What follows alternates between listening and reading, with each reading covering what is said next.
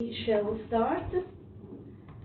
So, good morning, everyone. My name is Silvana Tordo. I'm the program leader. Could the people that are not speaking please mute their microphones? Thank you very much.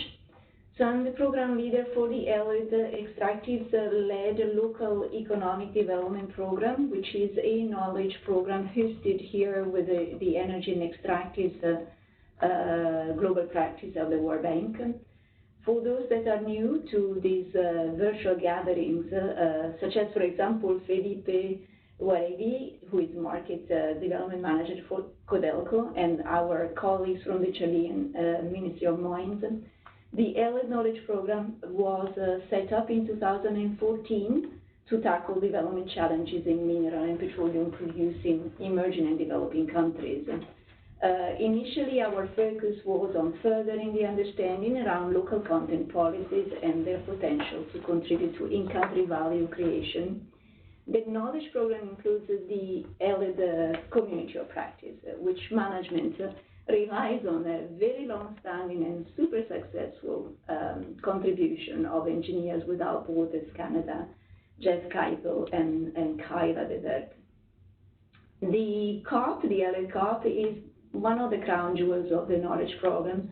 It was established 4 years ago to facilitate knowledge exchange and networking among local content practitioners, policy makers, and researchers. We hold regular webinars on hot topics, at least that is what we believe. And soon, I hope, in-person meetings and brainstorming with members of the community of practice.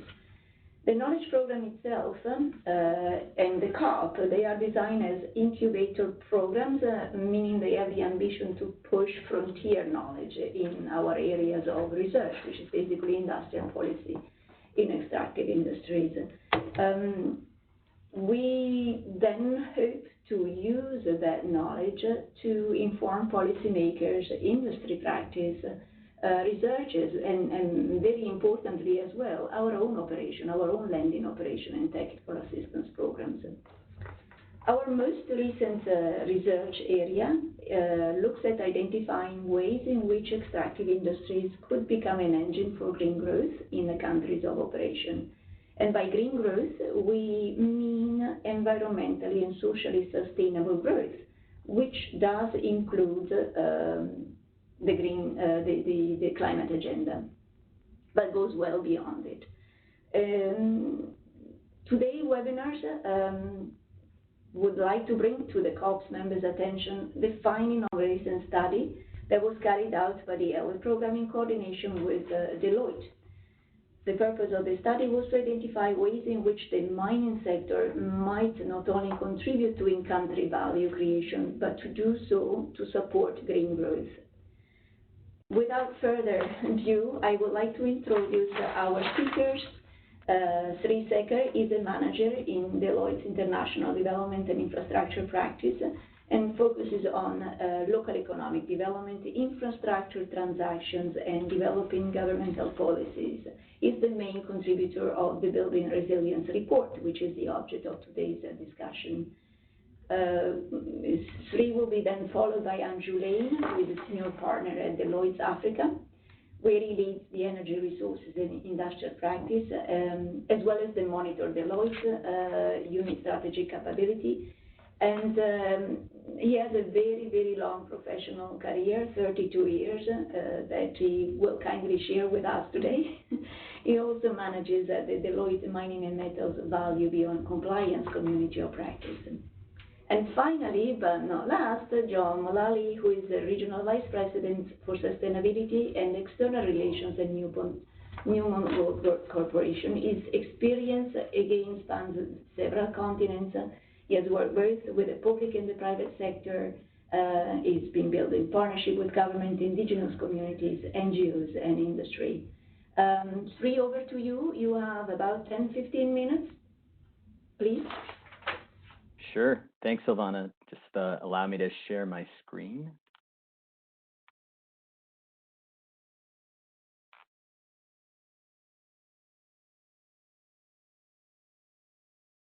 Hi, everyone. And I don't want to take too long with this presentation here because I think the real stars of this discussion and discourse are going to be Andrew and John, who are coming up in short order, to talk about how this research can actually be applied, how it becomes real.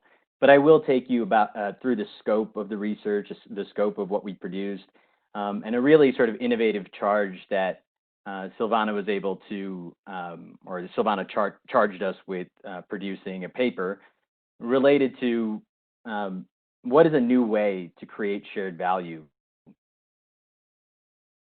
for mining companies operating in really mineral-rich developing countries. And what we wanted to look through there, as Silvana was mentioning in her opening remarks, was can climate or the climate lens be used as a way to develop really long and sustainable shared value?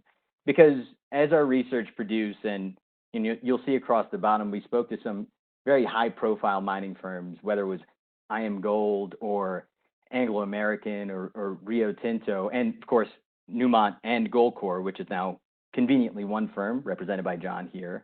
What we found was that when mining firms tend to do local economic development efforts or shared value efforts, they tend to be more bespoke and not really, potentially creating national catalytic economic development.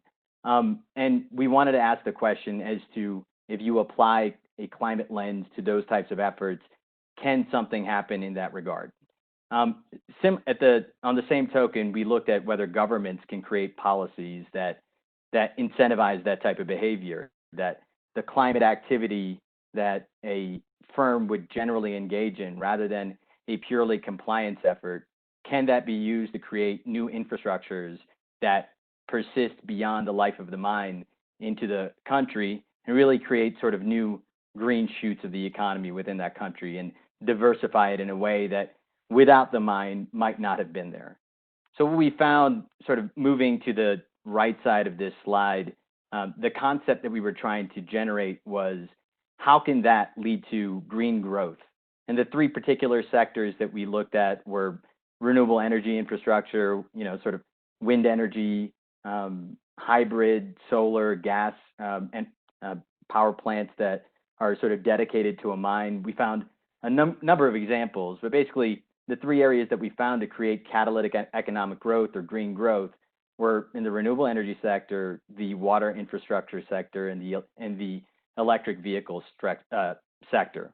And what we found to be in it from the mining perspective or from the mining firm perspective is the reason they generally invest in those sectors to begin with, which is to reduce operation expenditures, whether that be on fuel costs or sort of automobile costs, or in order to secure a long-term resource or long-term water resource that is sufficiently desalinated and clean to be used in the mining process. And separately, from the government perspective, what they've been sort of accustomed to gleaning in terms of shared value from a mining operation typically tends to be either royalties or, again, more of the bespoke CSR type of initiatives, whether that's in the agricultural sector or in the community building sector. And we wanted to see if we could take it the next step. So what that led to, as you can see on the bottom right, is a series of roughly 5 reports, 4 background reports, and a final report indicating things that we saw in a new framework through which to think about local economic development for mining firms. So what I'll talk through here on this slide is what our methodology was in general. And I'm not sure if everyone can see because I'm trying to move one of these WebEx boxes kind of out of the way.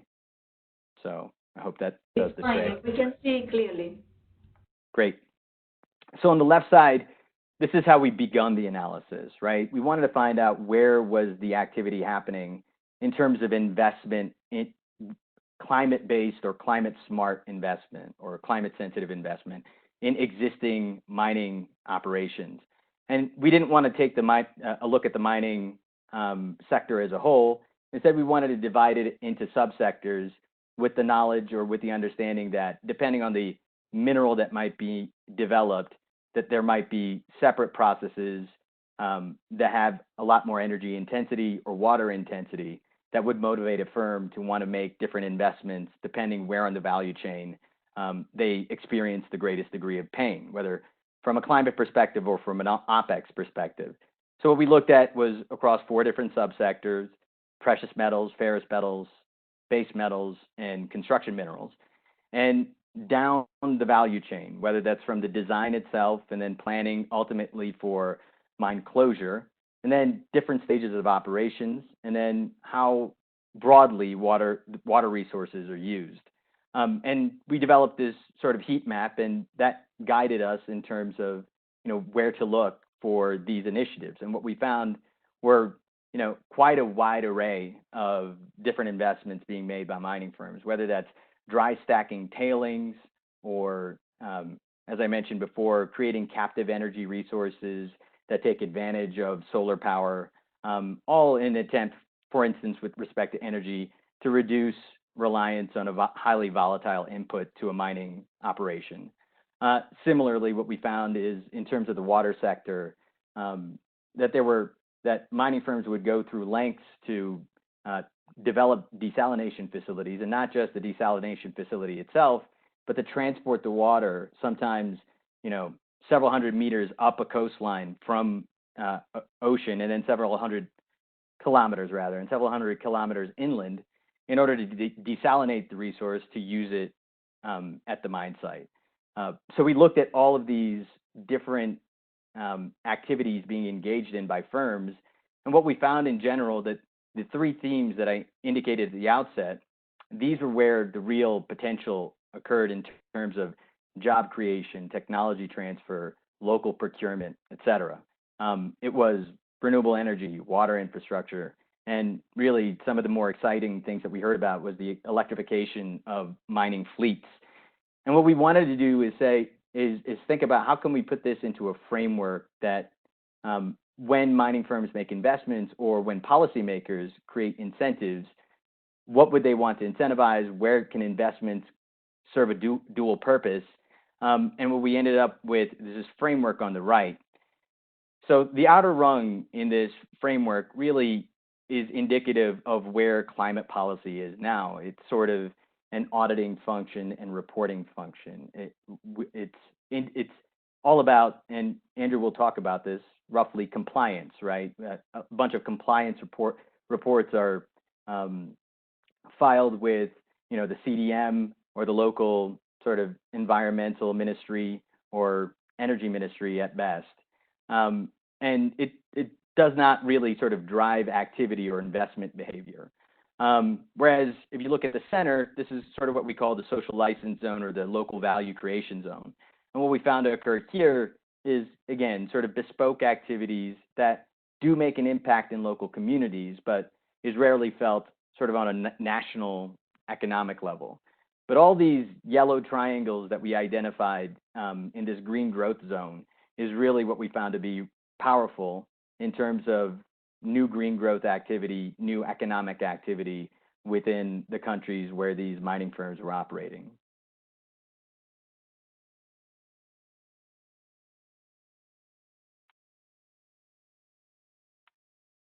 So basically what that led to, these sort of insights led to, were 3 different substantive background reports. One which, cataloged all of the mining firms' climate sensitive initiatives and categorized them in terms of level of impact. And then we looked sort of broadly speaking at the policy framework in which most mining firms operate, specifically as it pertains to climate. Some of those climate initiatives being those that are intended to produce compliance, and others that can sort of either facilitate or drive investment, whether that's sort of, making available data for those that are in search of or jealously guard rather their water resources, or general sort of geological data on where best to locate a mine and sort of how to think through post-mine closure planning.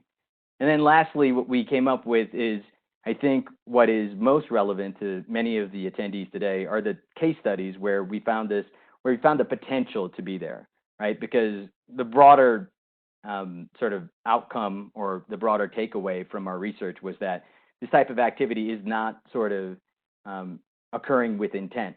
Rather, they're happy accidents that happen. So what we were able to find were sort of areas where climate met local investment that pointed to areas where, if this were scaled up, the type of green growth that we're suggesting can occur. What you'll see on the bottom right here are those areas, right? So we found one gold mining company that invested in renewable energy in Burkina Faso, a country that is that lacks sort of local energy resources. Similarly, in Australia, we looked at a firm that focused on that focuses in iron, that electrified and automated its entire fleet. There's a copper mine that we saw in Peru that invested in water sort of purification activities. Separately, cement was a super interesting category because where the most climate-intensive activity was happening was downstream in the processing. And what it was able to do in the processing plant was to shift sources of energy to biogas and use local farmers to provide the feedstock for that biomass plant.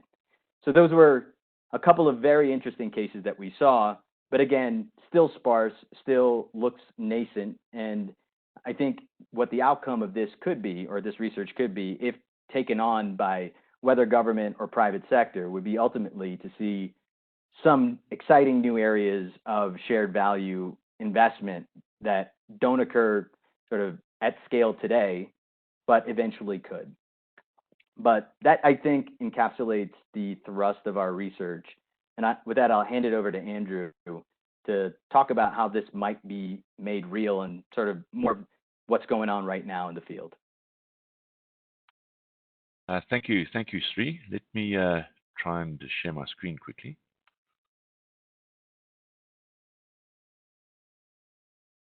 Hold on. Right. Okay. Well, good afternoon, good morning, everybody, depending on where you are in the world. So what I wanted to talk a little bit about was our community of practice that we have created over the last year or two, which we call Value Beyond Compliance. And so I'd like to talk a little bit about where that comes from, what it is, some of the learnings we've learnt around what it takes to try and get this right, and then talk through a very quick case study of some work that we've done here in South Africa. But just to start on the slide that's on the screen right now, just to put this into context of the reality that our clients, our mining clients, are seeing in the world.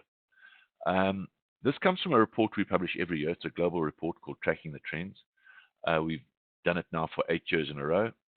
And what it is it's a distillation of the top 10 trends that we experience or that our clients experience around the world. So it's the things that our client executives are most concerned with in any particular year. And it's quite interesting to look at how these things evolve over the period. And I won't go into too much detail. We've highlighted those that have to do with shared value and social responsibility. And I think what you'll observe if you go back and read the underlying reports is how this topic has evolved from being a kind of almost a sort of a compliance issue to something which is actually now core and center stage to running a business. You know, we were at Mining Indaba, which is, you know, probably one of the most one of the biggest or most influential mining conferences in the calendar. And pretty much every CEO or all the CEOs of the main mining companies and pretty much every mining minister that spoke about shared value and sustainable outcomes for communities. The other thing which I will just touch on here, without going into detail, is the other thing that comes through these evolving trends is the fact that mining is now becoming increasingly uncertain. You know, in the old days, you know, the cycle was a given. What goes down comes up, and what goes up comes down. And I think nowadays more and more questions are being asked about the relevance of some commodities into the future. So it's not necessarily a given that whatever a particular mine is mining is going to continue to be relevant in the future. So it makes decision making in mining a little bit more difficult, and it creates a lot more uncertainty in the stakeholder environment. I'll just go on to the next slide, if I can figure out how to do that. So where does value beyond compliance come from? So if you think about the emerging trend that we saw on the previous slide, which is really mining companies starting to acknowledge their role in society.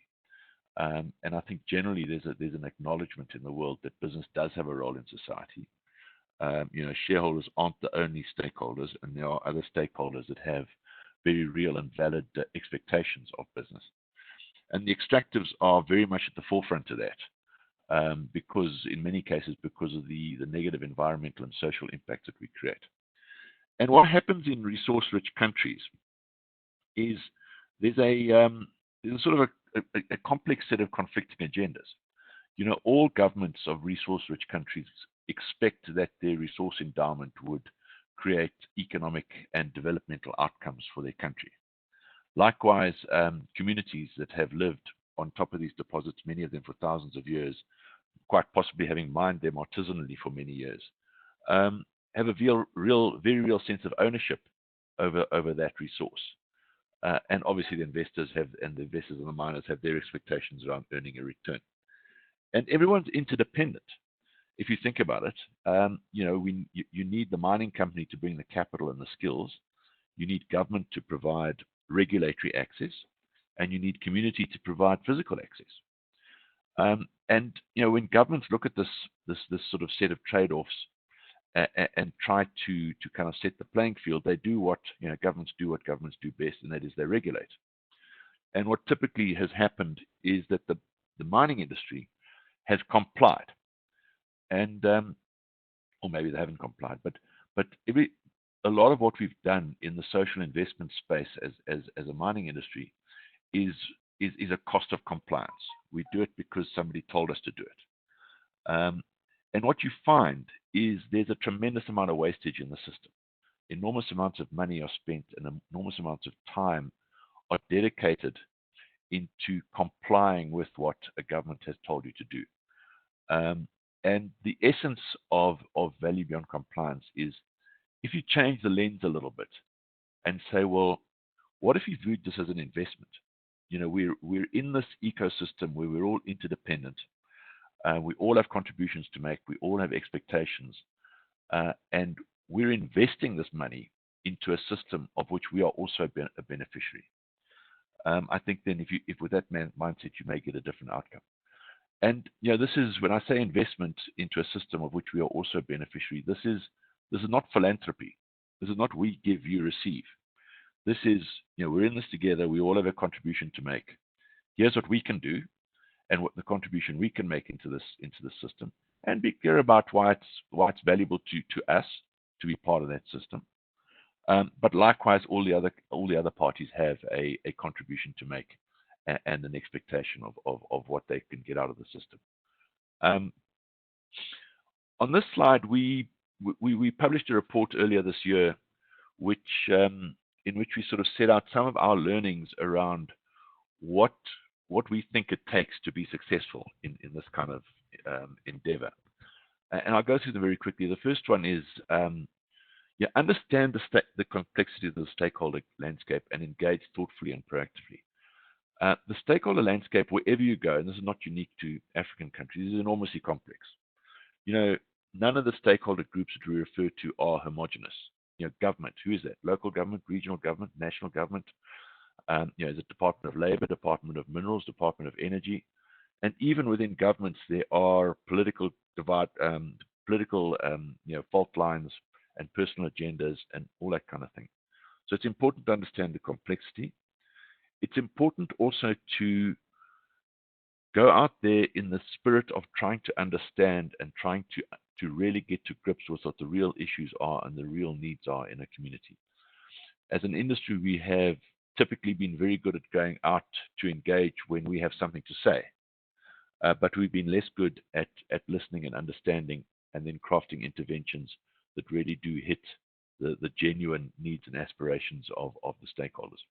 And by stakeholders, I'm not just referring to community, I'm also referring to governments, regulators, and and other stakeholders in these systems.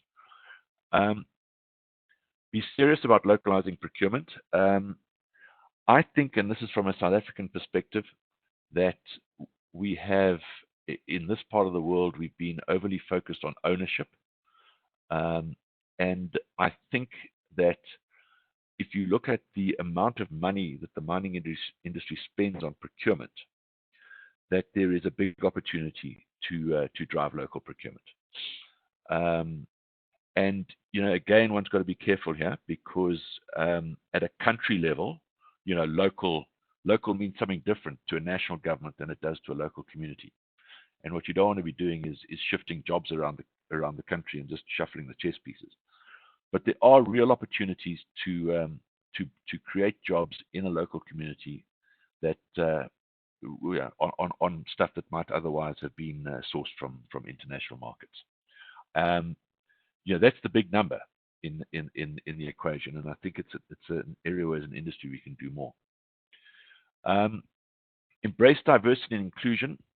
The main reason why I say that is, this is another area that is becoming very, very important globally. In Africa, we've hit it for quite a long time on a racial basis, but it's now very much front of mind globally, around race, around gender, around a whole bunch of other dimensions.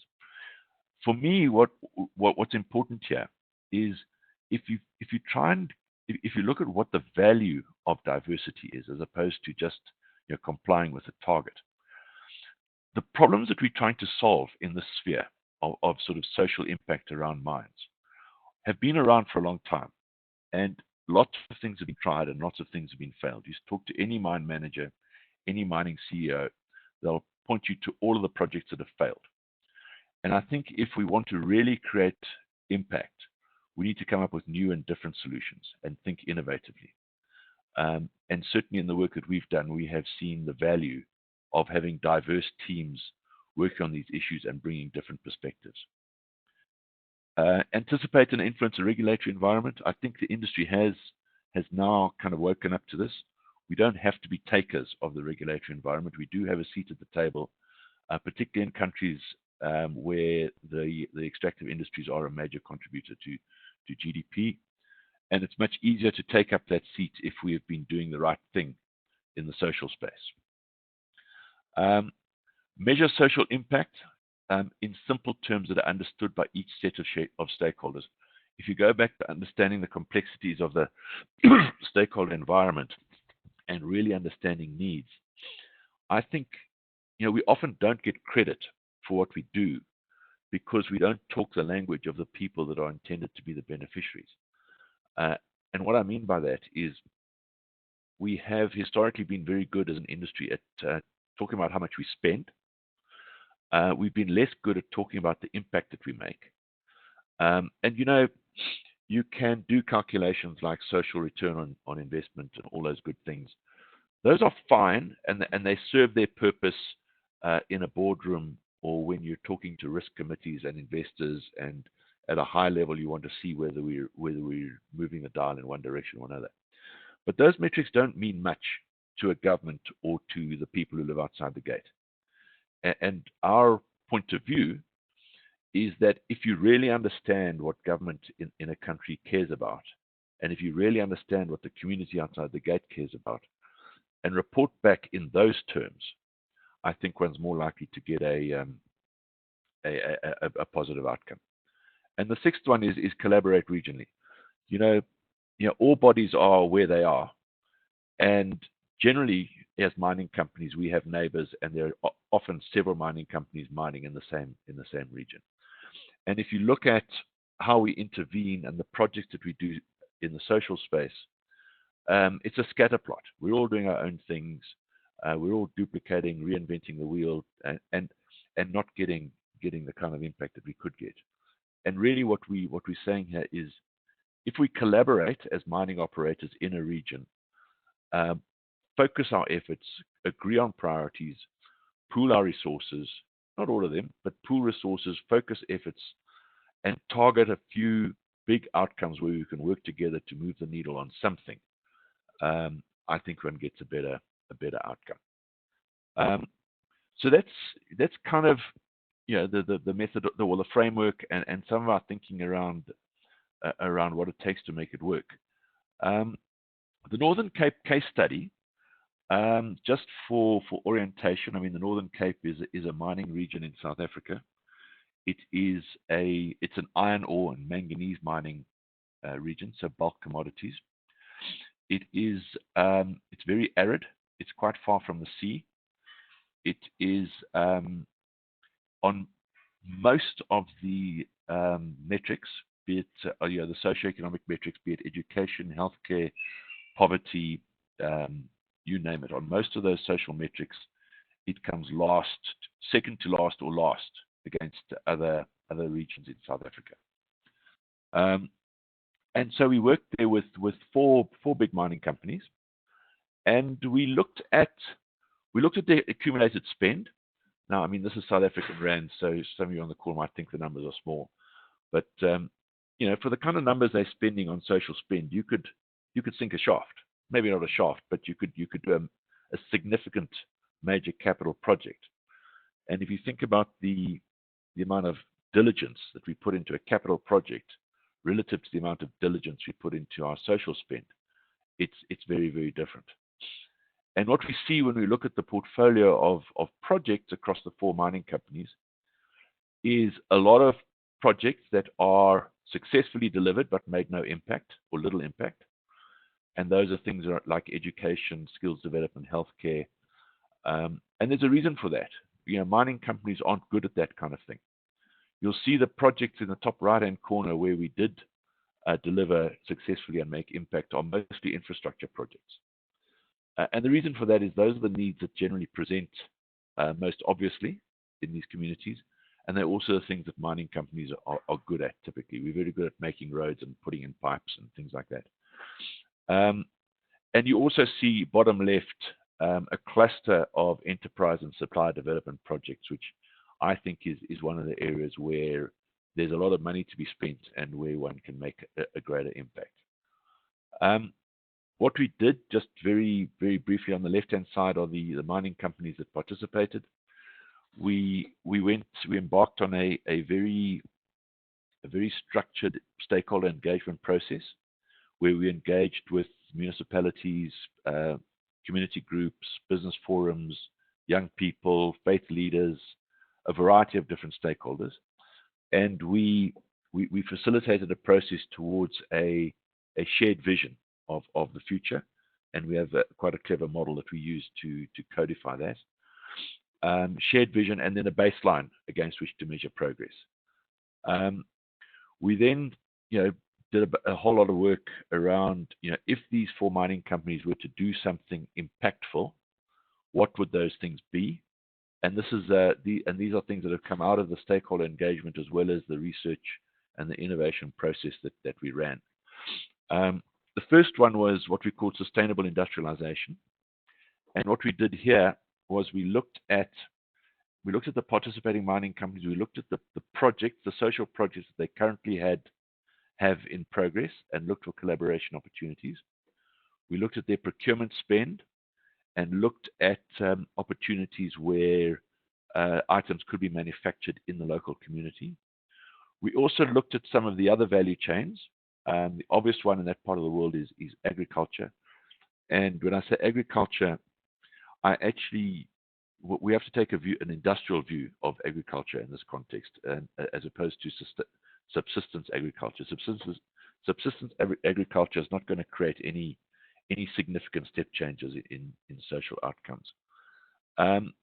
It's also a region of the country which has almost 365-day-a-year sunshine, and there's a significant renewable energy industry in that area. So we had a look at that as well, and we came up with some ideas around what could be manufactured locally.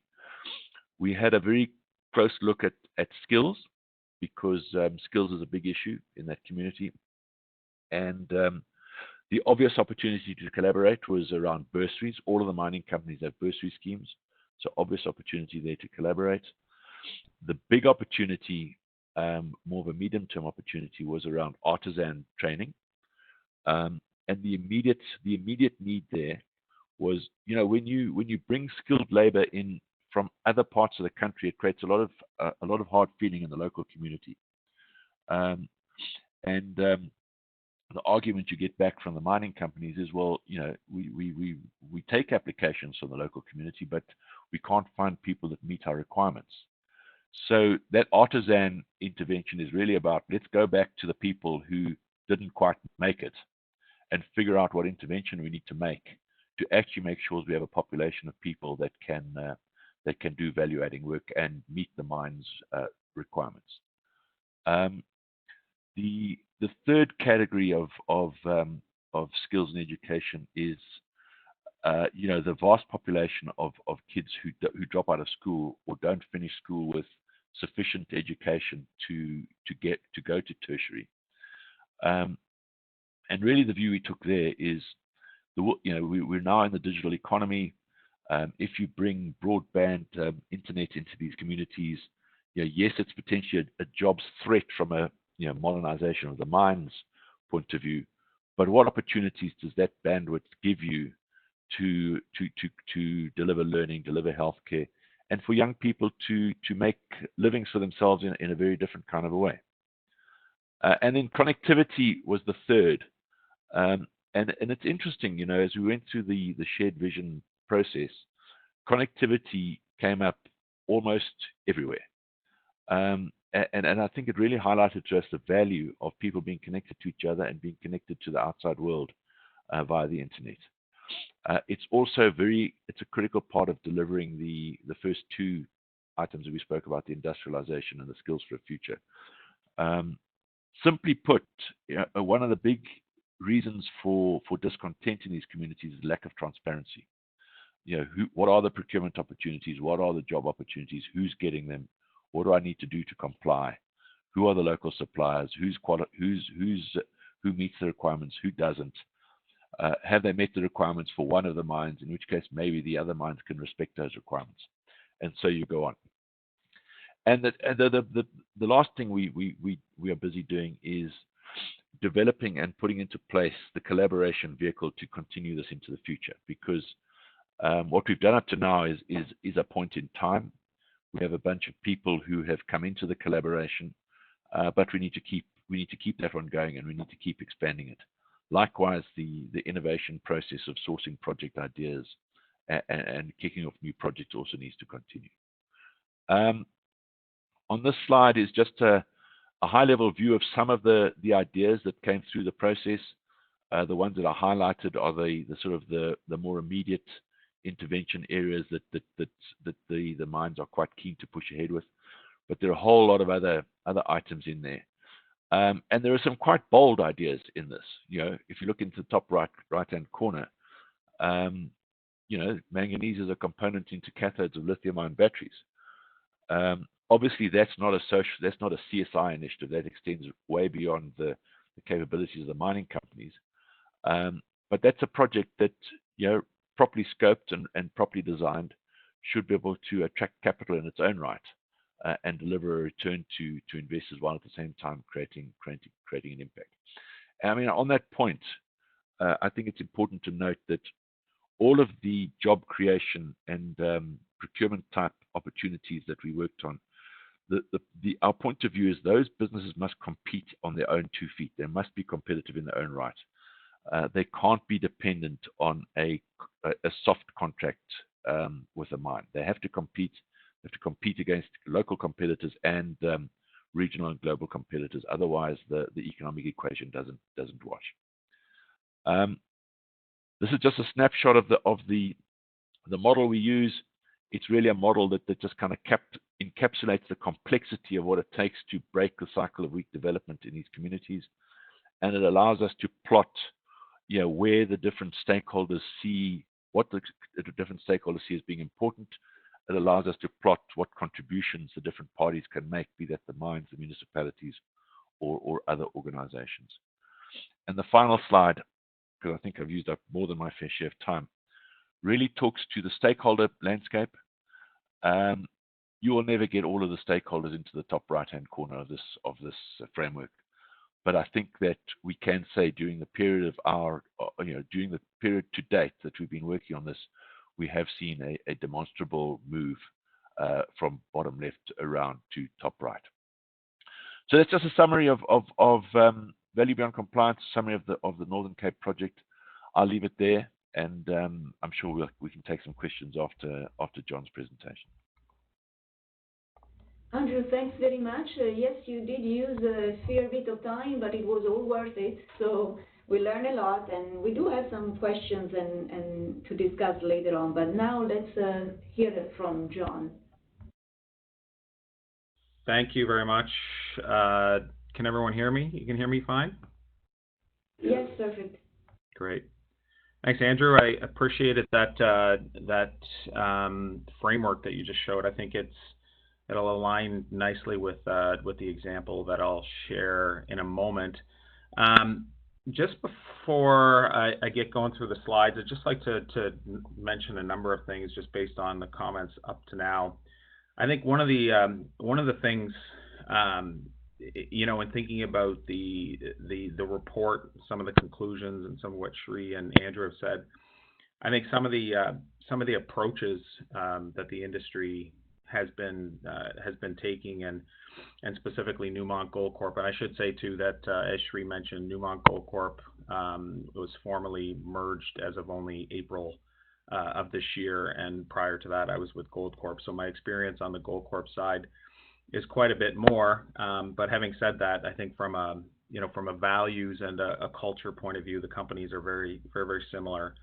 And one of those things really is the value of partnering, and I think that's an approach that, considering the challenges, especially these imperatives that have been brought up today in terms of clean growth and a transition to environmentally, socially responsible economy, which the industry has been doing and will continue to do, and then the second imperative that's very much connected to that, which is local procurement in terms of generating local socioeconomic impacts and that kind of connectivity to local communities that is so key in establishing and maintaining our social license. I think one of the overarching ways of going about this is finding ways to partner, because as Andrew mentioned, mining companies are typically good at certain things, but of course we're not good at everything, and understanding that partners and the type of value that partners can bring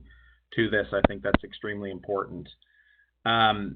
A couple of shareholders, I think, or stakeholders that haven't been mentioned in this, that we certainly as an industry would hope anyways, that would start to take notice of our performance and excellence in this area. Really, companies who are top performers are not rewarded by capital markets, and this is something that I think we talk a lot about. I'll show you some of the indices that we're present on, and some of the focus and the resources that we spend, of course, and rightfully so, because it's the right thing to do on things like environmental, social performance. But up to now, albeit lots of things that have been said about it, but it's simply not factored into the value of companies with respect to capital markets. Other shareholders and those that we focused on today, in particular communities and governments, in terms of the ability to operate in certain jurisdictions and then maintain the social license, clearly that becomes a competitive differentiator on the ground with our communities where we operate. So I'll just mention on this slide, sustainability. It's absolutely core, and our strategy really revolves around sustainability. I really like our purpose statement, which is to create value and improve lives through sustainable and responsible mining. And I understand when this statement was come up with, was really considering that improved lives is such an important aspect. So it's not just about shareholder value. It's not just about cash flow or profitability, but it really is about improving lives, and it's really the way that things are made sustainable. I'm going to skip through. I think our vision and mission are also very much connected to that purpose statement around value and improving lives and sustainability and responsible mining. The values around safety, so safety, which hasn't been commented on up to now, which I'll make reference to in a little case that I'll comment on shortly. But of course, we take care of safety, health, and wellness by recognizing and assessing and managing risk, choosing safer behaviors, and bringing people and ensuring that essentially our workers return safely home. This is absolutely paramount and our first value and first order priority. Integrity in terms of behaving ethically and respecting each other and customs and cultures and laws. Where we operate on 4 continents and an ability to be able to work with various different cultures and governments, it's absolutely, it's an imperative for us to be acting with integrity. So it's an important value. And sustainability, we've talked about this one a lot today already, and responsibility in terms of delivering on our commitments and demonstrating leadership, and diversity and inclusion. As Andrew had mentioned, I mean, you can only imagine if you're pulling from typically a mining company is in and around, 10 to 15% women. So if we just zero in on the gender component, you can only imagine if you're not pulling from half the population in terms of putting together a top performing company, it's going to be, ever more challenging. So the inclusiveness both on ethnicities and countries across the world, but also specifically around gender, is a big imperative for Newmont Gold Corp. Some of the just in terms of what I would call governance and reporting and measurement, and there's a tremendous amount of effort that is put into these areas just to demonstrate compliance and leadership. So there are many different initiatives and disclosure around social performance, environmental, human rights. Some that span global, others that are domestic, like the Mining Association of Canada, International Council of Mining and Metals, Climate Disclosure Project, which many of you would know. We've been, for the last 3 years, we've been the top company in the DJSI, so the Dow Jones Sustainability Index. So we've been the top mining company listed there, something that Newmont Gold Corp is very proud of. On the environmental side, I think one that is probably increasing in importance over the last couple of years is the Task Force for Climate-Related Financial Disclosures. As the insurance industry and financial services industry have been impacted more and more around on climate change, and this has become something that has been incorporated into our and many other mining company strategies.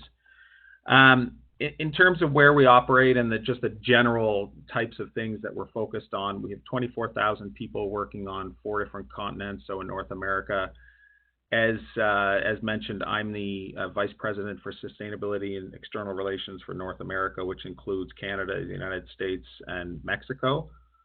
We also operate in South America, Africa, specifically in Ghana, and some exploration properties in Ethiopia, as well as Australia. And really a focus, I mean, there's a broad focus. There's so many areas, and these things are equally important. So sometimes it seems, it's very difficult to prioritize because there are so many different things to focus on. However, we did talk about freshwater use, mining, especially gold mining. The business that we're in is water intensive, and where it's water intensive, it's also energy intensive. There's obviously there's quite a lot of social components associated with water. So we're very much focused on reducing the intensity of freshwater use, increasing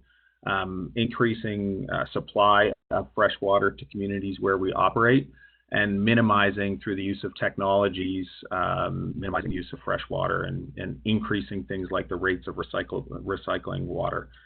I'll talk about greenhouse gas emissions in the future one here. I think one of the important things there, that this is one that's cross-cutting. It really goes from things like technology right through sustainability, down to health and safety in the case here that I'll mention. So and very much thinking about aligning with government expectations, regulatory trends, societal expectations. So, addressing what is a massive global concern is something that's extremely important for us, so that we're sort of aligned with and meeting those societal expectations. Reclamation, it's the full cycle of mining, that things that we leave properties as with alternative uses to those properties in the end, and walk away from those properties in a manner that is responsible and sustainable. Safety, diversity, as I'd mentioned, human rights, community commitments, and addressing grievances in a timely manner. In terms of our climate framework, we think about it needs to be driven by an economic side, so that cost efficiency, thinking about reliability, especially when it comes to electricity. On carbon reduction, so the use of renewable energies, energy efficiency, again, offsetting in some cases through reforestation and others. And thinking about adaptation, so those big challenges, managing, tailings dams, for example, into the future in areas where there are increased rainfalls and other impacts of climate change. So all of those considerations are extremely important. Some of the achievements since 2015, so we're on track on a 2020 target. We've been deploying solar energy, using offsets in Australia and Peru specifically. Incorporating the cost of carbon, so ensuring that our projects group, for example, and finance group recognize that there is a cost of carbon, therefore sort of providing that internal incentive to address and act on that cost. And as I had mentioned, the task force on climate-related financial disclosures and reporting on that performance upcoming this year. Thinking about some of the policy trends, I've made a couple marks here. I mean, the price on carbon that was introduced in Ontario and Canada in 2016 and 2017. What I noticed was, that this was a small price, relatively speaking, one that will increase in the upcoming years. However, one of the important aspects, I think, is just that any small economic signal does get the attention of leadership and our accountants, of course. And so I think that this did help to drive some behavior and bring our attention. In the case of these were Goldcorp assets in Canada, I should mention. So in this case, I think I saw our leaders and myself really paying close attention to this, and it has been a signal, an important signal for us to react to and change some of the types of project decisions that we've made. The other thing about this particular price on carbon in Ontario was that it was revenue neutral. So essentially, thinking how can, for example, an open pit or underground gold mine, where would we make the biggest strides when it comes to reduction of greenhouse gas emissions? Well, it's through the use of alternative technologies to reduce our use of fossil fuels.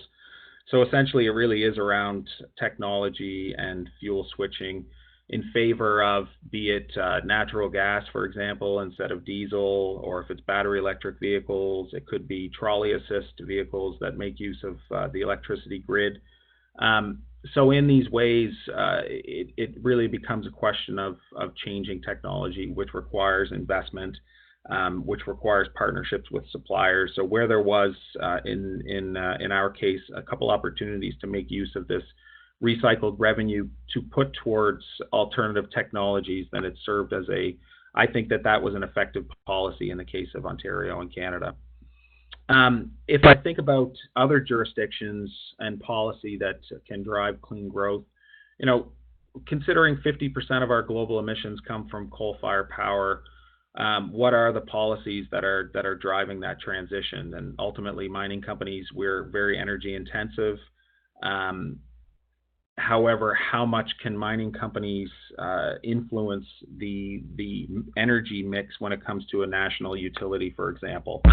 It is important to look at a case like, for example, in Argentina, where there are minimum levels of renewables that companies must comply towards. And in order to do so, we've been able to enter into power purchase agreements with various renewables, and these costs are coming down significantly. If I think of solar right now in various jurisdictions, 3 to 4 cents per kilowatt hour, so extremely attractive, at least as an adjunct solution to some other types of base load generation.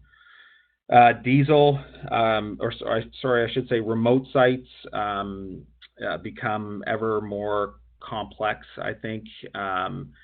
Smart grids, the use of flywheel and batteries along with renewable energy.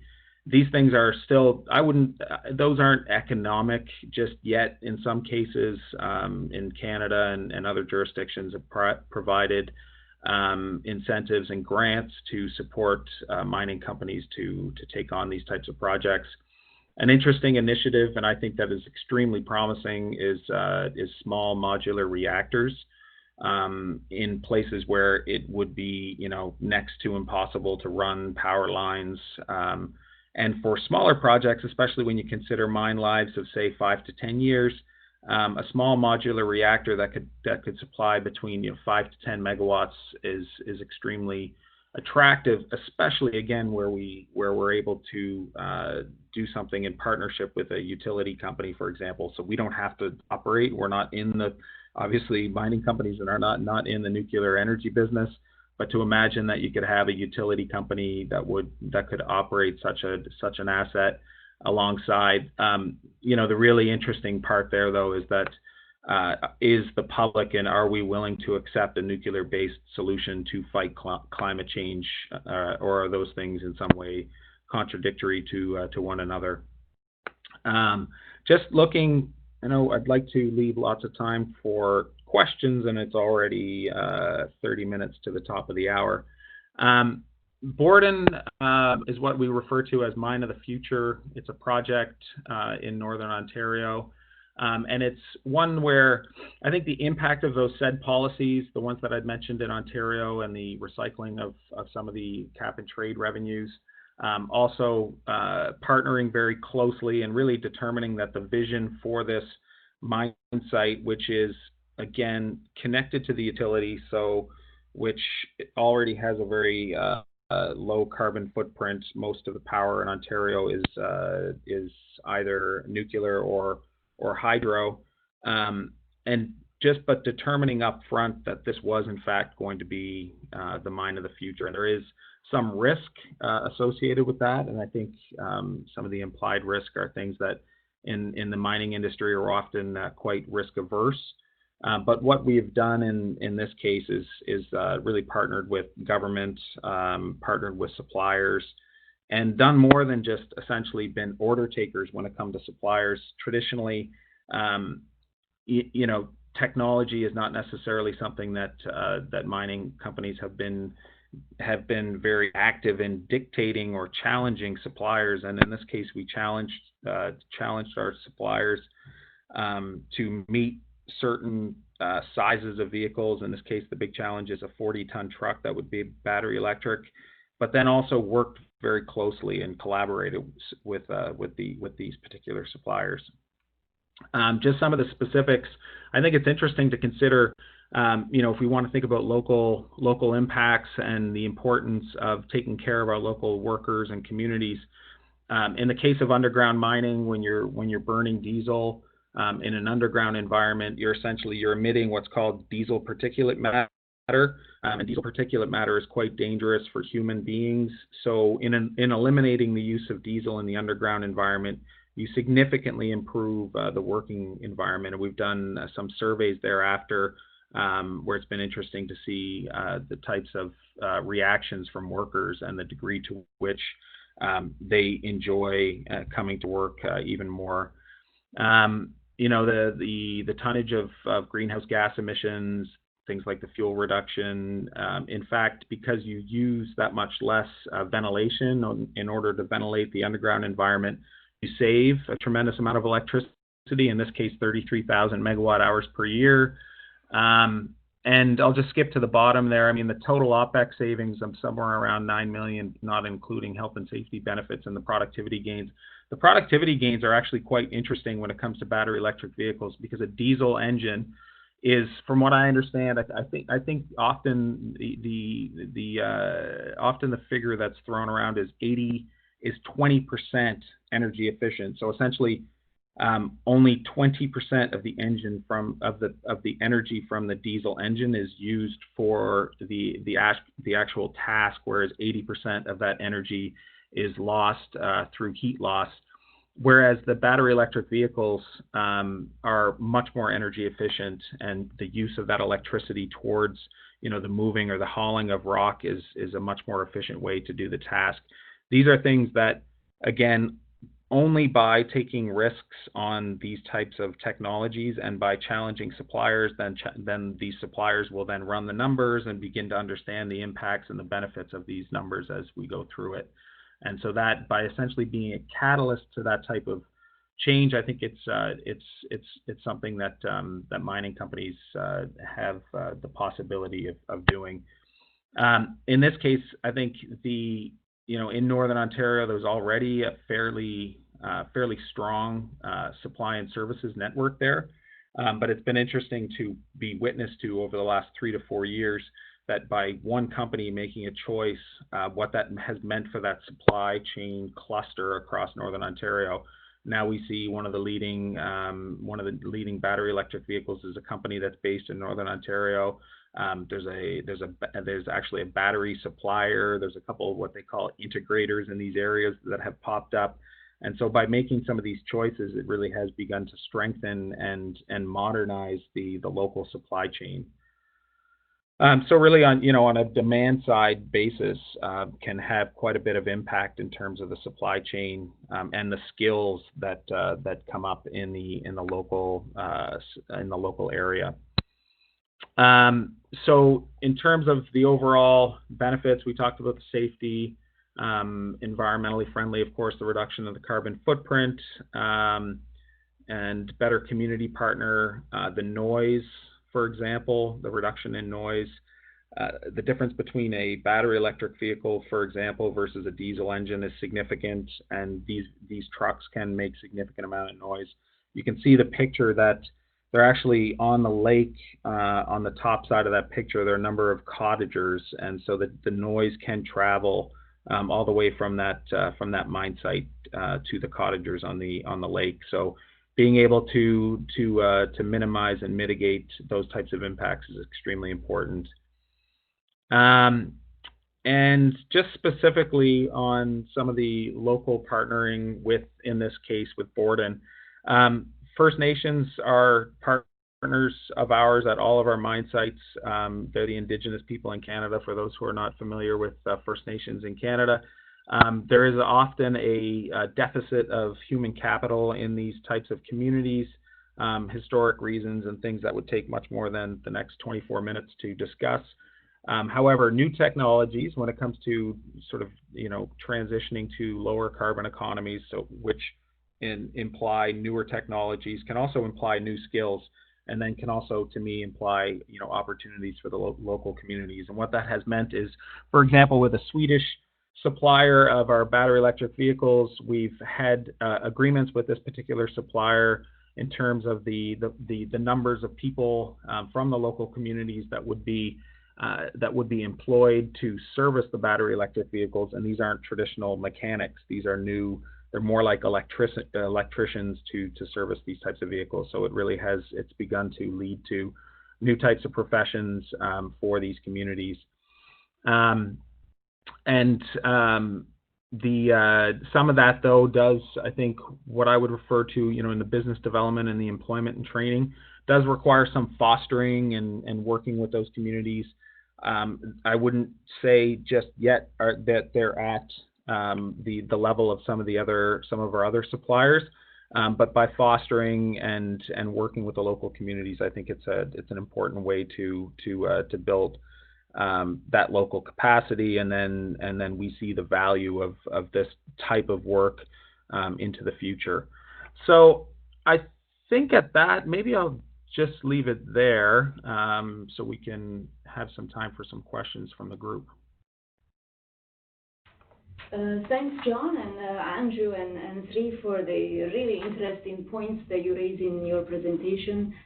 Before we start the questions, which we already have some from online, I just wanted to just share with you my personal excitement. The ELLED program started in 2016, thinking about how we, the program itself and the bank, could, through our operation and technical assistance, support an acceleration of adoption of new technologies in developing countries. Basically, how we could, through the extractive sector that is so relevant in many of our member countries, accelerate the closure or the lowering of the gap between developed and developing economies, particularly considering climate trends, the fast pace of innovation, and the growth in population. So all what has been discussed today is sort of music to our ears, particularly the importance of collaboration. So I'll talk about this a little bit more, but we have a question from Michelle. Michelle notes that you made an interesting point on thermal energy losses of these vehicles, John, and she's asking whether there is any view on the use of solar thermal for on-site mineral processing, given that she thinks some facilities currently use coal for thermal energy generation for processing. Yeah, I think, I mean, there's two situations. There's where a mine site is connected to the national power grid, which is typically national power grid, or a other form of electricity. And then there's the situations where you have remote mine sites where you would not be connected to the grid. In the case of the national utility, this is really a power mix question. And some of the policies around, again, in places like Argentina, Mexico, where you've seen minimum requirements for renewables, has forced the utility itself to transition to a lower carbon supply mix, and in doing so has also impacted industrials in the use of that. But you have situations where at a remote mine site with strong thermal supply in various different areas, even in the north, for example, where you'd be surprised that you can have relatively strong thermal load, especially in the wintertime, where you could have 20 hours of sunlight in various different northern communities. What is interesting there is looking at behind the meter generation to supplement sometimes your overall load, or looking at diesel. Looking at solar as a way of supporting diesel. Generally speaking, at remote sites, a solid base load is required, and because of the intermittency of solar as well as wind, these are not just yet, even especially with the cost of batteries. So if you think about intermittency, you could store energy using batteries and then redeploy that in times when the sun was not shining or the wind was not blowing. However, the cost of batteries right now is certainly prohibitive and not economic at this point. So solar and wind as an adjunct and solution to a base load is very attractive. And then when it comes to the national utilities, then you see these policy changes that have shifted the energy mix.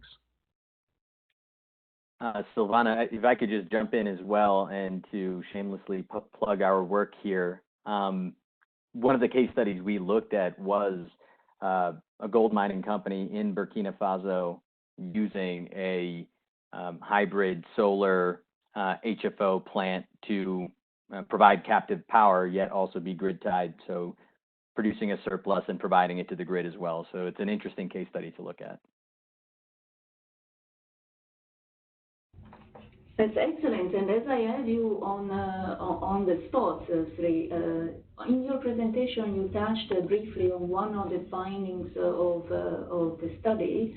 You pointed at the fact that although there is a consciousness of the possibility of merge the climate agenda, if you wish, with the local value creation or share value creation agenda. There's not much of that going on consciously, both at the level of policymakers and at the level of companies. Now, we've heard on the private sector side. Can you tell us a bit more of what was found in the study on the policy side and how you think that gap might be bridged? Yeah. So in general, what we found on the policy side were general climate general policies intended to address climate change, right? So we looked at taxes and tariffs or sector-targeted subsidies, whether that took the sort of the mold of a feed-in tariff, or as I mentioned when I was speaking before, sort of a shared data infrastructure, depending on the country that you're operating in, minimum climate standards, and then local content regulations. All of that sort of formed a patchwork, right? It's not directly addressing any one industry. It's addressing sort of industry at large. If they were to set a renewable portfolio standard, it's asking or it's prioritizing developers or energy developers that would come in and produce a certain type of energy technology. It's not as though they are speaking directly to, potentially speaking in mineral-rich countries, directly to a specific industry or the most important industry within their country.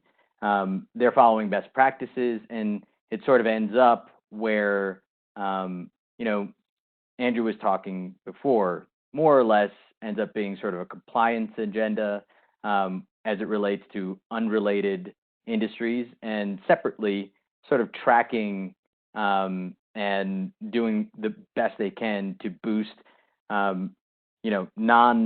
to boost direct investments from, let's say, the energy industry, or boost direct investments in terms of water infrastructure from the government.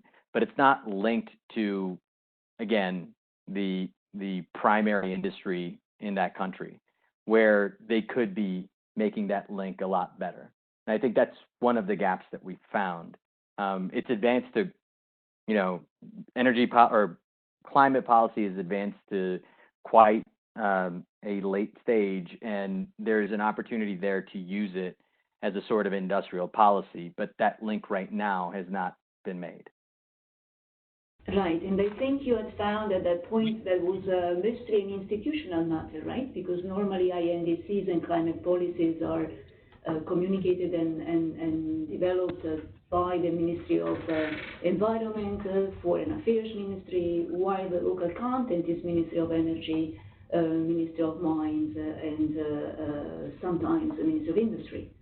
So yes. Yeah.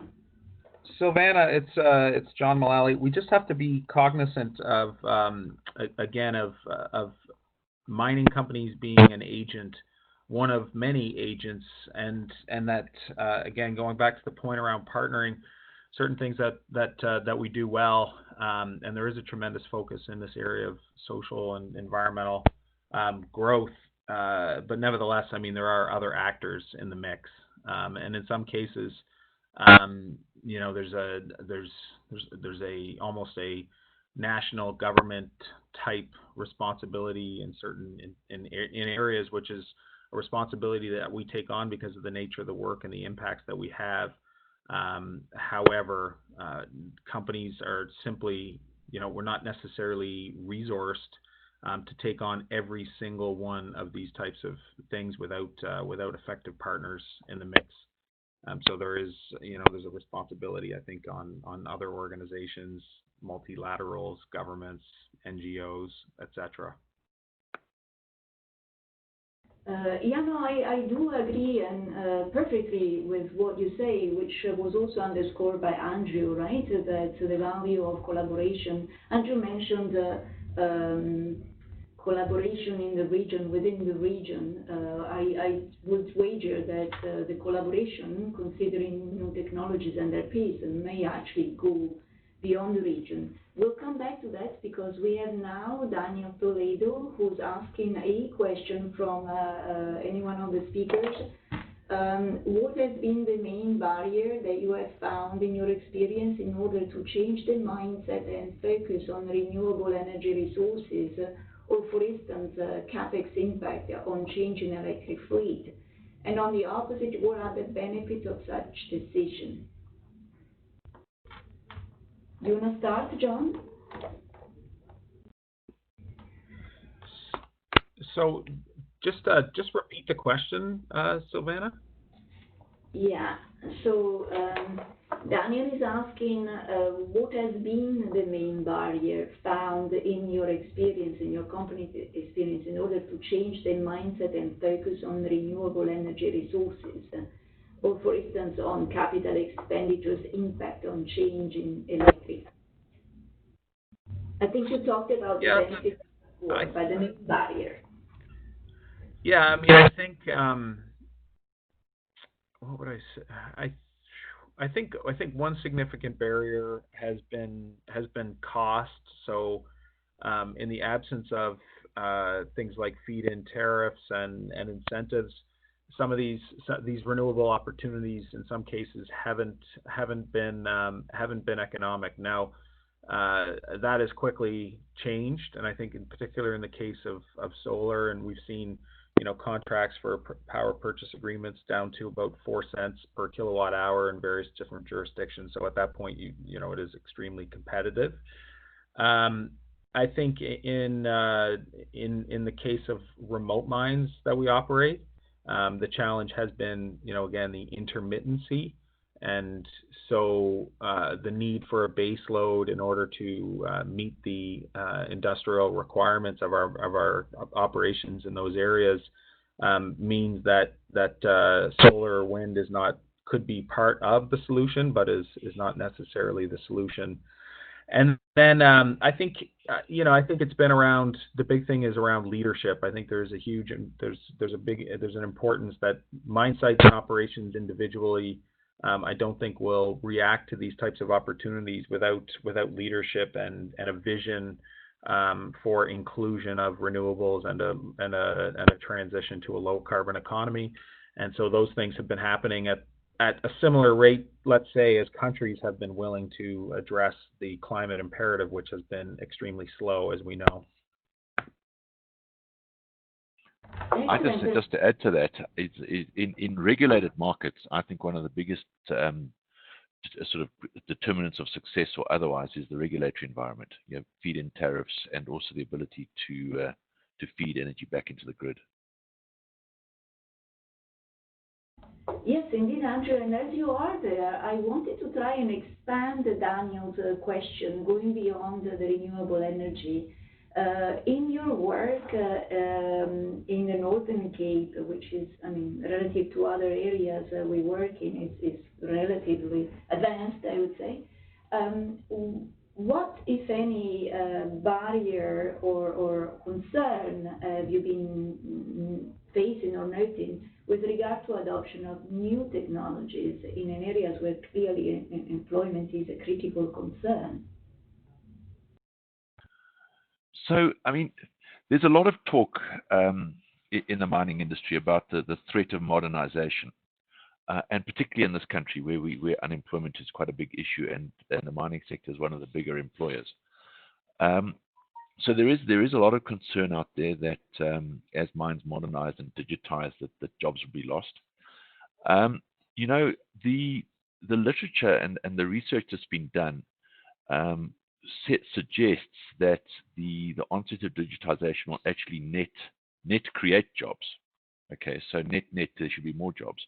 The challenge, of course, is that those jobs might not be in the same place as the jobs that are lost.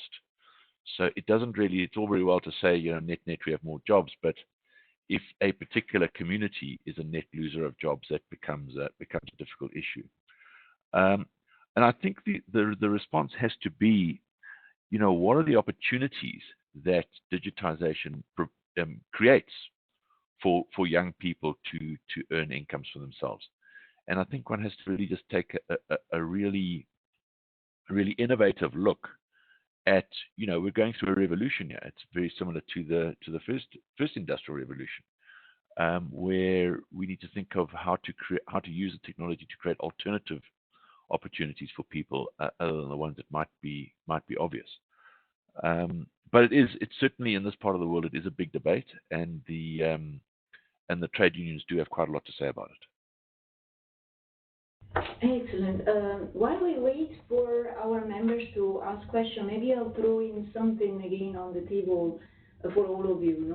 Linking on what you just said, Andrew, the communities. So in the past, the community around the mine was central, but clearly with artificial intelligence, the power of internet, and so on and so forth, the community is actually much broader than the immediate vicinity of the operation. And that might actually require a different way in which we relate to our communities. Have you started seeing some of this? Do you have any thoughts? Look, we haven't really seen that here in South Africa, but I think if you look to places like Australia, where they've been running remote operations for quite some time, and they've been driven into remote operations purely because of the difficulty of attracting talent into some of the areas where their mines are. So I certainly do think that remote ops and digitization does open up a far more diverse workforce. So I think it's positive from that point of view. I mean, interesting in this country, we have one of the problems we have is migrant labor, and it's a bit of a history of the past where labor used to be bussed in from other parts of the country. So we do have a bit of an issue around non-community members getting jobs in communities where the community might feel that they were entitled to those jobs, and maybe I'm just guessing, maybe the technology now offers an opportunity to reverse that migrancy of labor, but I don't know. Excellent. John, did you notice anything of the kind in the areas where Newman CoP operates? Yeah, we in one case in a remote setting, we shifted some of our operations to tele-remote. So certain types of jobs underground that would have been done previously by drivers in the mine site were then operated essentially from a control room, what we call an integrated remote operating center, in a town that was about 600 kilometers away. And so it didn't eliminate any jobs. It essentially just moved the jobs to an urban center, which addressed some of the challenges of attracting people to remote sites. A remote site would require most workers to go for 2 weeks and then return for 2 weeks, which is not everyone's favorite lifestyle. In addition, it's allowed us to address the diversity, the need to diversify our workforce, and you have more women and various other cultures that might not also, working 2 weeks and coming back for 2 is not necessarily the kind of work balance that they wish for.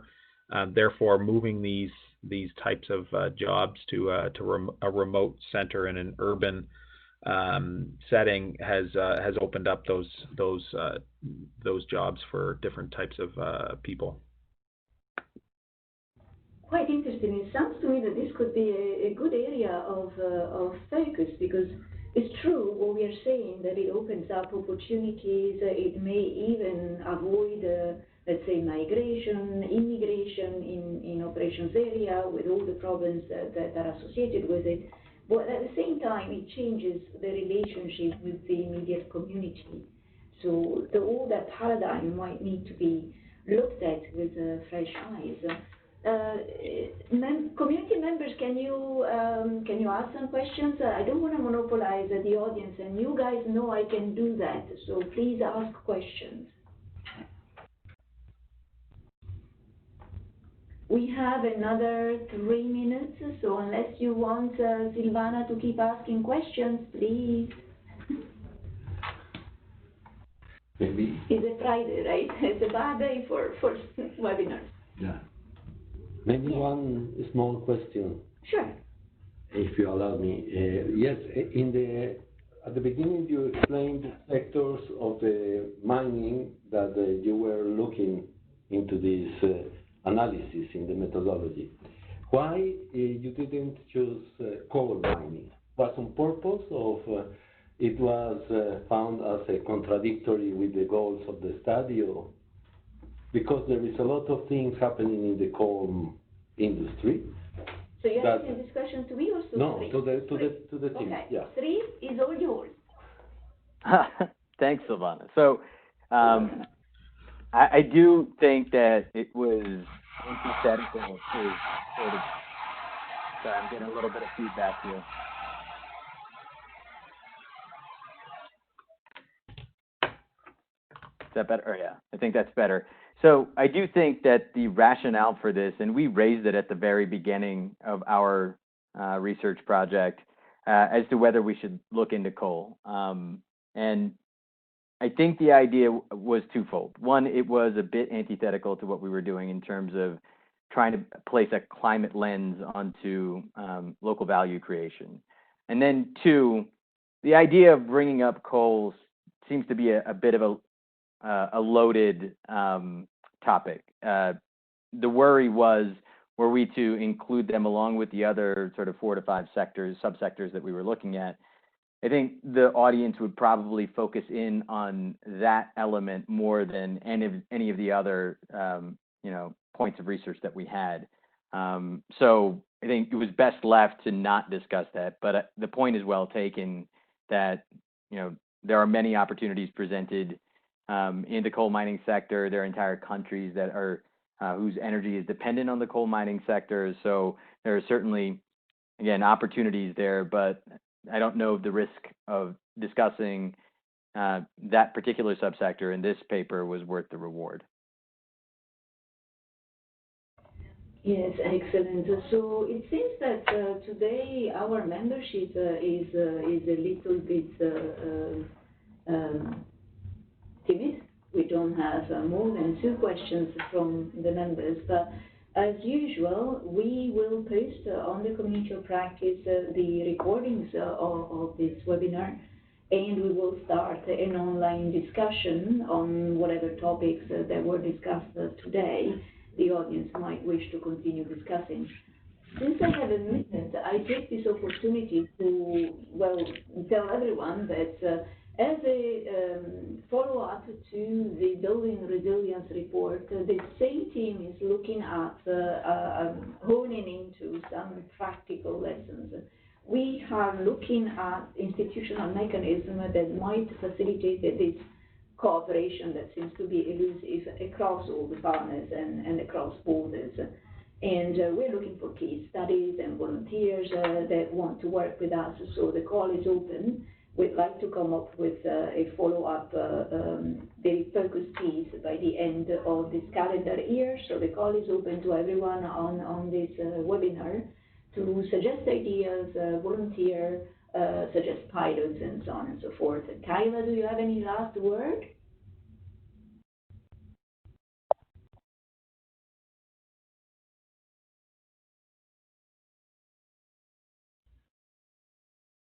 No, it seems that we could have lost Kyla.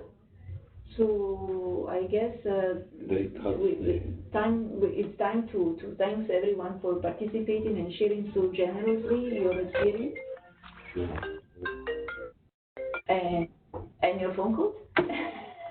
So we really hope to see you soon on our webinars and to continue this discussion offline. Thanks a lot to everyone. Thank you, Silvana. Thank you. Thanks, Silvana. Thanks, Kyla. Thank you. Thank you. Bye.